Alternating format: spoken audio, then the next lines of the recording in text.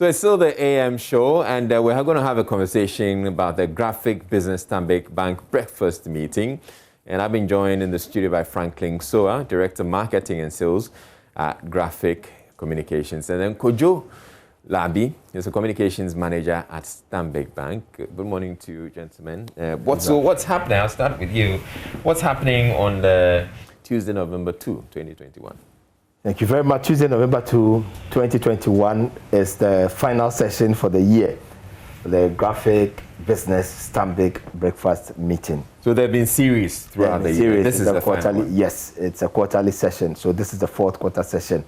And the focus is on pre-budget 2022 insights and recommendations. Okay. What are some of the highlights you expect from this discussion? I mean, obviously, we know that in November, latter part of November, the Ministry of Finance, through the Minister, present the budget for the ensuing year.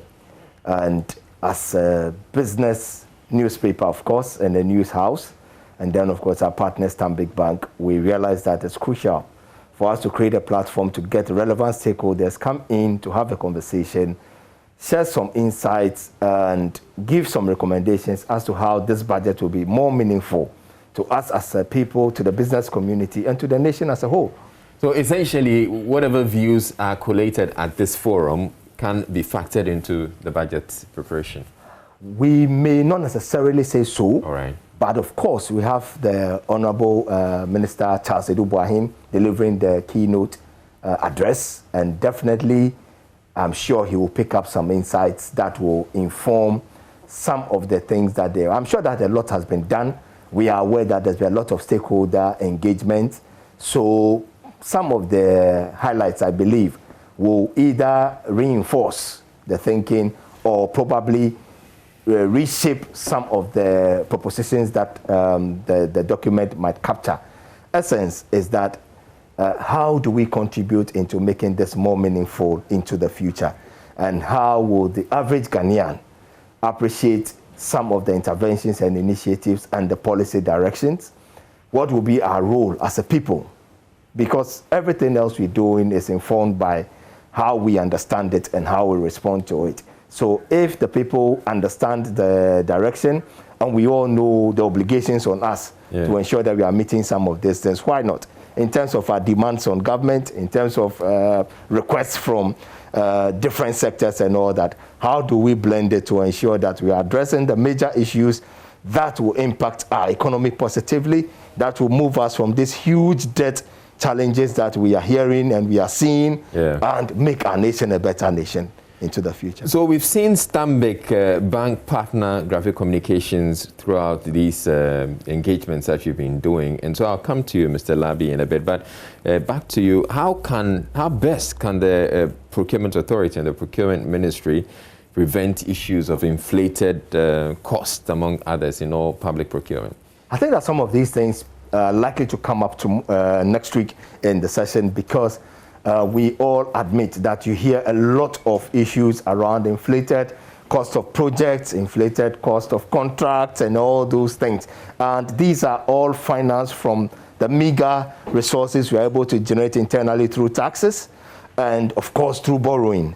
Now, the question is that if there are ways to improve on careful scrutiny on some of these things that are coming in and making sure that we are getting value for money, for instance, definitely there will be efficiency in application of resources, and it will have an impact on the nation. And the whole thinking is that let us bring relevant stakeholders together from the ministries, from the financial sector, non-banking, finance, professional associations, trade unions, and highly selected academia, of course, just to make sure that we have a fair blend of people who will have slightly different input that may be useful in the direction. So we have all these people, featuring or being on the panel and joining in the conversation, but who can join to partake?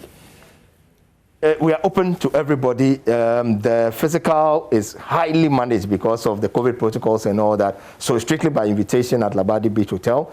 But we are on Daily Graphic and then on the Stanbic Bank platforms virtually, and you can join and follow the conversation. We are also fortunate to have the multimedia group as a partner, so it will be live on Joy News and on Joy FM as well at some point. So the whole nation should follow on the 2nd of November, and let us enjoy the conversation and pick up some insights. So Stanbic has been partnering graphic business all this while. Why do you keep, or what is it that keeps you, partaking or supporting them throughout all these? Israel, thank you very much. It's been a wonderful marriage. Our partnership with Graphic indeed has allowed us the opportunity to discuss key topical issues that are of relevance to the nation. And it's turned out to be worthwhile. So what is good, what is not wrong, you don't fix if it's not spoiled. And we think that it's good to continue with this relationship, because it's always a good idea to have creative ways of solving problems. I come from a bank that is saying that let's look for new ways of realizing our dreams. Ghanaians want to be prosperous, right? We are looking out for all those difficult challenges and difficult answers that need to be made. If this provides a platform, if we get a chance to hear our people speak, it's not just the people who are in there, but when you listen to our citizens, making recommendations, for example. I mean, the difficult conversations around, you remember free electricity and water? When it was taken, at the time people enjoyed it, I'm sure they loved it. Yeah. Then later they realized they had to be paid for. I'm sure there will be many difficult situations in the future where government will take on things that initially people may not like, or even if they love it. Did they have an input? You remember, go back to the American War of Independence, and I guess the key fact was around the fact that people thought they were not represented in making decisions. I guess this platform allows our people to be part of what we do, to be part of what government intends to do. And then when there's success, we all enjoy it. If we have pain to bear, if we have bones to crash together, we all know that we're part and parcel of what is happening. I guess that's why we keep on every time, every day. I mean, through Graphic, through yourselves and other partners. Right. This has been such a worthwhile marriage. What's the date again? 2nd November 2021, Tuesday. That's just next week. That's next week, Tuesday. Yeah. All right. Thank you to you both for joining us. Or your final thoughts before we go. Yeah. So on Tuesday we have Honorable Charles Edubuahin to deliver the keynote address. Right. We have a consultant, financial consultant, and a lecturer from GIMPA, Randolph Abdullah, as one of the panel members. We have Dr. Priscilla Chumesi from the University of Ghana Economics Department. And then we have Dr. Abdullah Ali Nachia, who is an extremely tax expert. Absolutely, because we believe strongly that we need to mobilize our revenues well. We need systems in place to ensure that we have expanded the tax net enough. So those of us who are paying will pay slightly lower, because a lot more people can be paid. Exactly. Right. And those are some of the things we expect to hear and see. Excellent. Yeah. Right. Thank you to you both for joining us for the conversation. And you're still here on the AM show. We're taking a break. We'll be back with more. Don't go away.